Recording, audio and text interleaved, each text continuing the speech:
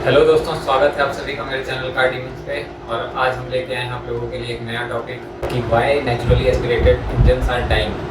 मतलब naturally aspirated engines क्यों मारे जा रहे हैं। मतलब मारे तो नहीं जा रहे हैं, कोई मार भी नहीं रहा, लेकिन इन्हें बंद करना क्यों पड़ रहा है या क्यों कंपनियाँ इन्हें बंद कर रही हैं, ये जानना बहुत ज़रूरी है आप लोगों के लिए भी। और मुझे तो पता है, तो सोचा थोड़ा सा आप लोगों को बता दूँ। तो समझने से पहले एक बार चैनल सब्सक्राइब कर दीजिए, लाइक बाद में कर दीजिएगा, वीडियो पसंद आ जाएगा पता है मुझे। तो चलिए शुरू करते हैं अपना टॉपिक। तो भाई बात है अब से 30-40 साल पहले की, जब टर्बो चार्जर्स पे काम हो रहा था। कंपनियाँ टर्बो चार्जर पे काम कर रही थी, लेकिन उस टाइम बहुत मुश्किल होता था इन्हें ढूंढ पाना या अफोर्ड करना टर्बो चार्जर कार्ड को, क्योंकि उस टाइम काफ़ी मेहनत के बाद एटलीस्ट 10-12 साल के डेवलपमेंट के बाद टर्बो चार्जर्स बनाए गए और उन्हें यूज़ किया गया। फिर उसके बाद आज का जो टाइम है, आज हर एक कंपनी, कोई भी ब्रांड हो चाहे, एटलीस्ट मतलब सारी कंपनियां तो मैं नहीं कह सकता एक तरह से, क्योंकि इलेक्ट्रिक भी बना रही हैं कुछ कंपनियां। तो मोस्टली मतलब जितनी कंपनियां इंजन्स यूज़ करती हैं सभी में मतलब आजकल एक ना एक गाड़ी उनकी ऐसी ज़रूर है जो टर्बो चार्जर्स यूज़ कर रही है। इवन आप लैम्बोर्गिनीज़ को ले लीजिए, जिसमें मतलब आज तक नेचुरली एस्पिरेटेड इंजन चलता आ रहा था और काफ़ी हाई एंड परफॉर्मेंस व्हीकल्स उन्होंने दिए नेचुरली एस्पिरेटेड से, क्योंकि वो साउंड बेटर करती थी, परफॉर्मेंस उनका बहुत बेटर हो जाता था।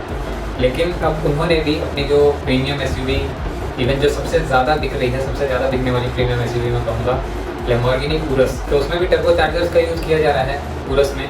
तो हम सच में यहाँ पे किसी को ब्लेम नहीं कर सकते, क्योंकि ये जो टर्बो फिनोमिना है ये कहीं ना कहीं आपका एक्सेप्ट ऑटोमोबाइल के जो आपके एग्जीक्यूटिव्स हैं, इनके अलावा हम किसी को ब्लेम नहीं कर सकते, क्योंकि करने वाले तो इंसान ही हैं। तो जो ये एग्जीक्यूटिव्स हैं इन्हें भी अपना बेस्ट ही देना है कंपनीज़ को, क्योंकि ओवरऑल सेल्स मैटर करती है और सेल्स आजकल परफॉर्मेंस व्हीकल्स की ही है। जैसा कि आप सभी जानते हैं कि नई जनरेशन आ चुकी है और ये परफॉर्मेंस ओरिएंटेड व्हीकल्स को ही लेना चाहती है या लेना पसंद करती है, इवन हम भी।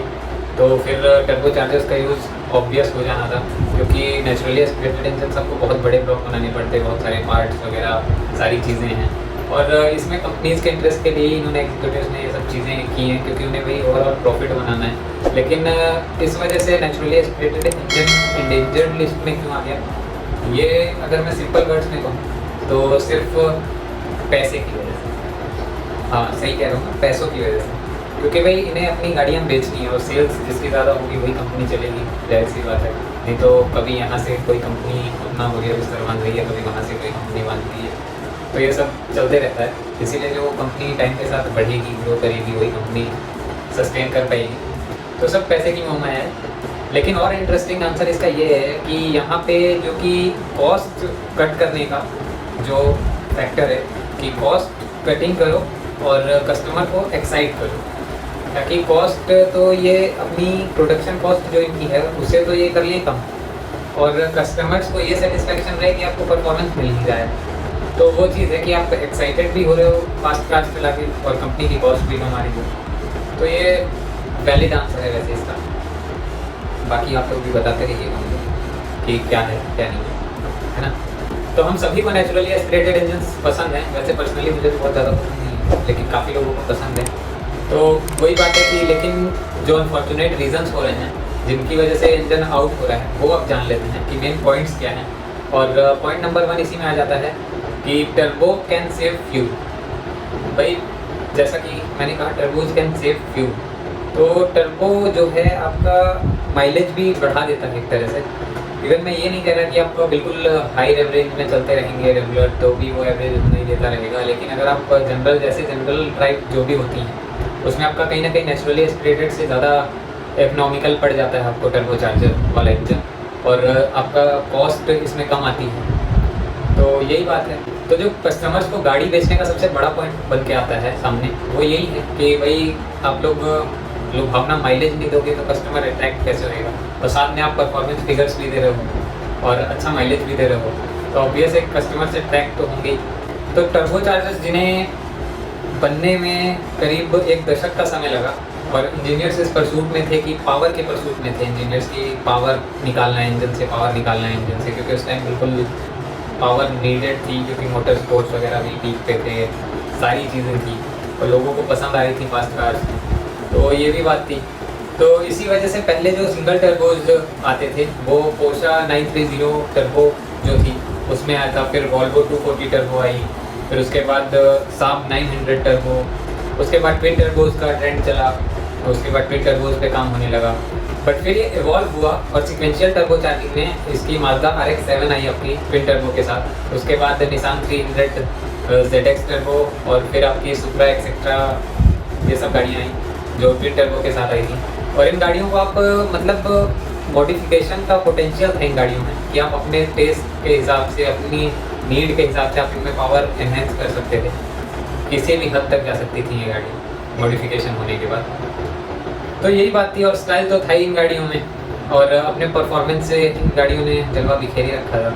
जो लोग जानते होंगे उन्हें पता होगा कि ये गाड़ियाँ क्या थी या क्या हैं, अभी भी काफ़ी पसंदीदा गाड़ियों में से आती हैं। तो खैर इन गाड़ियों की बात नहीं हो रही है यहाँ पे। फिर इंजीनियर्स को लगा कि टर्बो चार्जिंग फ्यूल भी कम ले रहा है और हायर रेटेड इन्हें EPA फिगर्स भी दे रहा है, तो उन्हें लगा कि टर्बो चार्जर्स का यूज़ जनरली भी किया जाना चाहिए।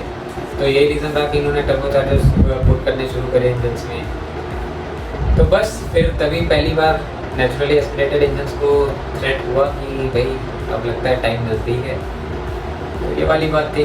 और अब तो कंपनीज़ ने बूस्ट को ऐसे कंट्रोल करना सीख लिया है कि मतलब आप किसी भी रेंज में कितना बूस्ट देना है, थ्रू आउट पावर डिलीवरी कैसी रखनी है, कितना बूस्ट इंजन को देना है ताकि वो बेटर परफॉर्म कर सके पूरी रेंज के अकॉर्डिंग, कि मतलब आपको शुरू से लास्ट तक पावर दे सके, ऐसा बनाया जा रहा है इंजन को। तो काफ़ी एडवांस हो गई है वो भी टेक्नोलॉजी, इंजीनियर्स ने काफ़ी मेहनत की है।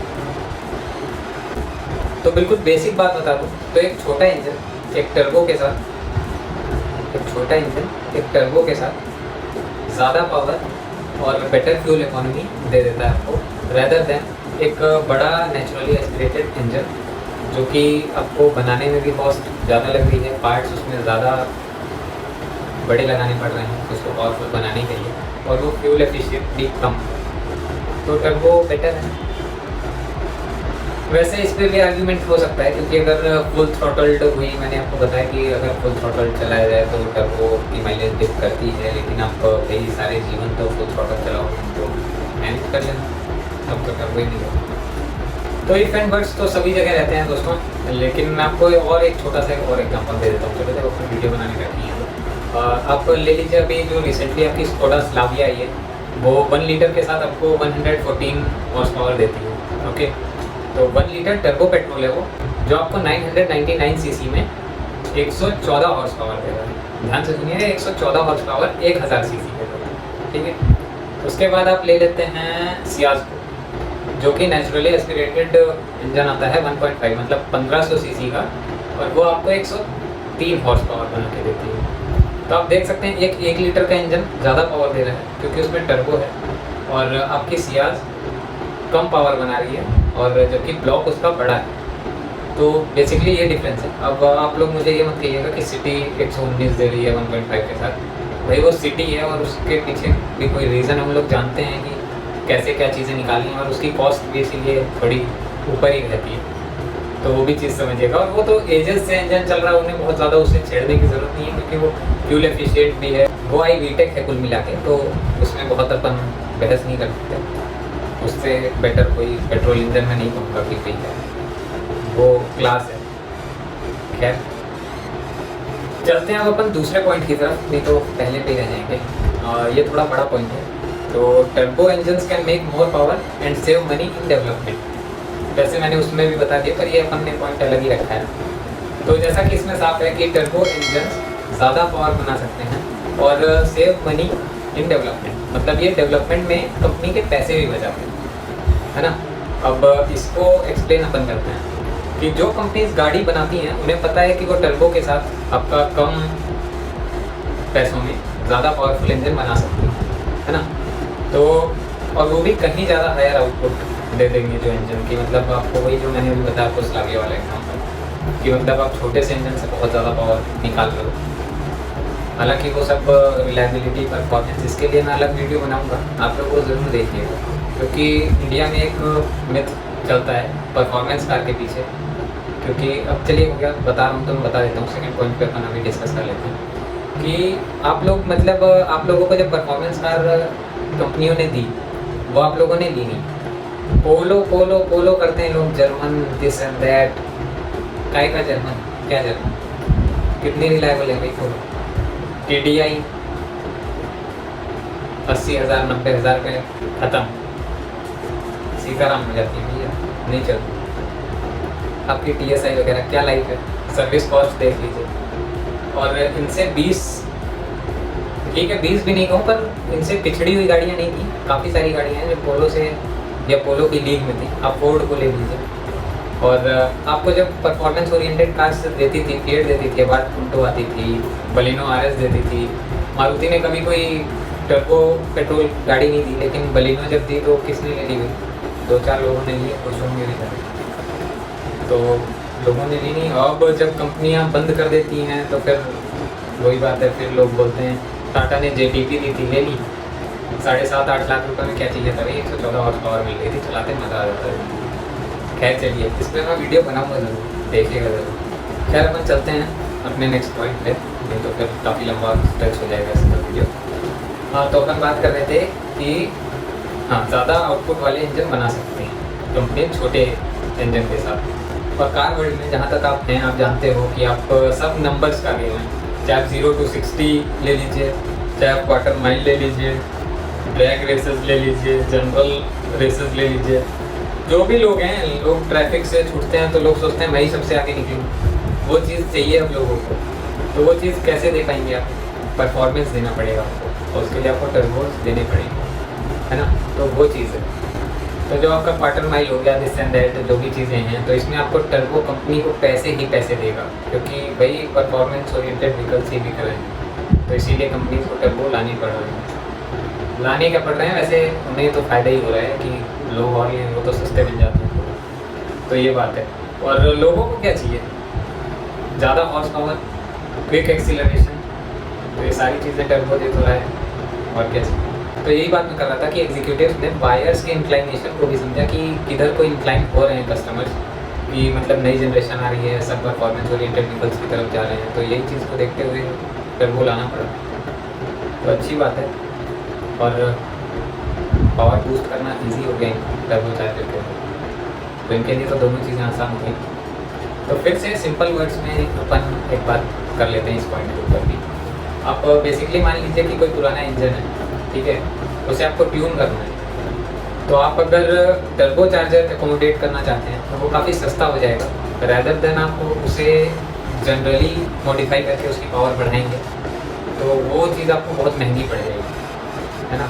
तो उसमें अगर आप टर्बो चार्जर एकोमोडेट कर रहे हो तो वो आपको सस्ता पड़ेगा, कॉस्ट एफिशिएंट, और पावर आपको ज़्यादा देगा। ये बात है भाई, जैसे अभी भी नहीं समझ में आया तो और बता देता हूँ। जैसे आपको नेचुरली एस्पिरेटेड इंजन को अगर उसी वे में आपको उसकी पावर बढ़ानी है, तो आपको उसमें सिलेंडर हेड्स, वाल्व्स, पिस्टन्स, ये सारी चीज़ें आपको बड़ी लगानी पड़ेंगी, आपको सारा सिस्टम बदलना पड़ेगा, पिस्टन्स, फ्यूल डिलीवरी, सारी चीज़ें आपको उसमें चेंज करनी पड़ेगी, तो ये काफ़ी महंगा प्रोसेस हो जाएगा। वहीं आपका टर्बो चार्जर के लिए नया इनटेक मैनिफोल्ड और आपके कुछ exhaust pipes, and you are done, power ही पावर, मज़े लीजिए टर्बो चार्जिंग के, और आवाज़ भी अच्छी करती है टर्बो चार्जर, मज़ा आता है। और एक बात और बता दूँ आपको कि कोई भी आपका नेचुरली एस्पिरेटेड इंजन है, अगर आप उसमें इंस्टॉल कर रहे हैं, टर्बो चार्जिंग वगैरह इंस्टॉल करवा रहे हैं, तो आपको बाकी काउंटर पार्ट्स भी बदलने की ज़रूरत नहीं है। आपका आराम से, अगर जनरल टर्बो चार्जर है तो आप एकोमोडेट कर रहे हैं, तो उन्हीं काउंटर पार्ट्स के साथ आपको एडजस्ट हो जाएगा, उसमें दिक्कत नहीं आएगी आपको, तो ये भी काफ़ी अच्छी चीज़ है। तो अब चलते हैं अपने फाइनल पॉइंट की तरफ कि ईवी की जो ट्रेजेक्ट्री है वो उसने बहुत कम रूम छोड़ दिया है नेचुरली एस्पिरेटेड इंजन्स के लिए। Current EV trajectory allows less room for naturally aspirated engines.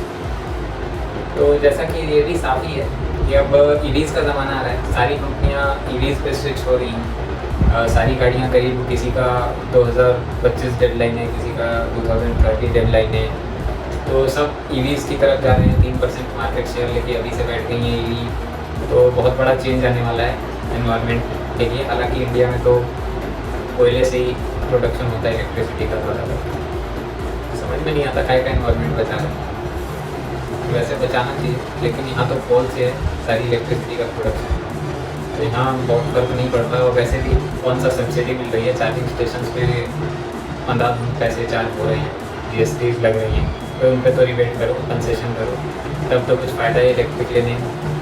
ठीक है, रजिस्ट्रेशन में सब्सिडी दी थी, उतना फिर चार्जिंग से वसूल लो, क्या मतलब निकला किसी चीज़ का।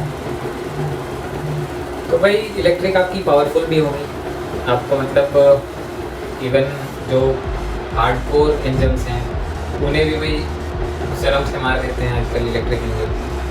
तो क्या करेंगे, ईवी का ही ज़माना है। बस आप जो मिस करेंगे वो है अच्छी आवाज़ें जो इंजन से आती थी, जो कुछ लोगों को मधुर गीत से भी अच्छी लगती थी। तो ये सारी चीज़ें हैं। खैर अब आवाज़ भी देने लगे वो लोग, आपको इवन माखी वगैरह में आपको परफ्यूम भी ऐसा करें कि आपको गैसोलीन की स्मेल आएगी। तो अलग अलग चक्कर चल रहे हैं, देखते हैं क्या होता है। तो भाई सारा ब्लेम अपन टर्बोज पे नहीं डाल सकते कि नेचुरली एस्पिरेटेड के मरने का कारण टर्बोज हैं या ऐसा कुछ है, ऐसा नहीं है। ये सिर्फ टाइम की बात है, हमको भी घूमने मारा, तुमको भी घूमने मारा, लेकिन मरेगा टर्बो भी आने वाले टाइम में, क्योंकि ईवी वाला जो भूत है वो सबको खा जाएगा। रॉकी भाई है ये नहीं छोड़ेगा। तो आप भी कुछ नहीं कर सकते और मेरे भी हालात ऐसे ही हैं कि मैं कुछ कर नहीं सकता। तो बस अपन को जानकारी देनी दी, तो आपको अच्छी लगी तो सब्सक्राइब कर दीजिए पहले चैनल, उसके बाद वीडियो लाइक कर दीजिएगा, कर दीजिए, लाइक भी कर दीजिए और सब्सक्राइब भी कर दीजिए। सब्सक्राइबर ज़रूरी है, आप लोग सब्सक्राइब नहीं कर रहे, कंटेंट तो मैं ठीक ठाक दे रहा हूँ। खैर नहीं यार, सब्सक्राइब कर दो। खैर बहुत। तो आपका कोई भी सवाल है तो आप कमेंट सेक्शन में अपने सवाल पूछ सकते हैं या फिर डायरेक्टली मुझे मेल कर सकते हैं, मैं उसका जवाब जल्द से जल्द देने की कोशिश करूँगा। इवन देता भी हूँ, जो हैं मेरे से जुड़े हुए सब्सक्राइबर्स उन्हें मैं कोशिश करता हूँ कि सही सजेशन दे पाऊँ और जितनी जल्दी पॉसिबल हो उतनी जल्दी दे पाऊँ। तो यही बात है कि कमेंट कीजिए और बाकी कोई दिक्कत है तो मेल करिए, और बाकी कोई सजेशन लेना हो कार्स के रिगार्डिंग, चाहे वो सेकेंड हैंड हो, नई गाड़ी हो, कोई भी सवाल आप पूछिए, बाइक हो, कार हो, आप बस पूछिए, तो बताऊँ। तो चलिए, thank you friends, thanks for watching.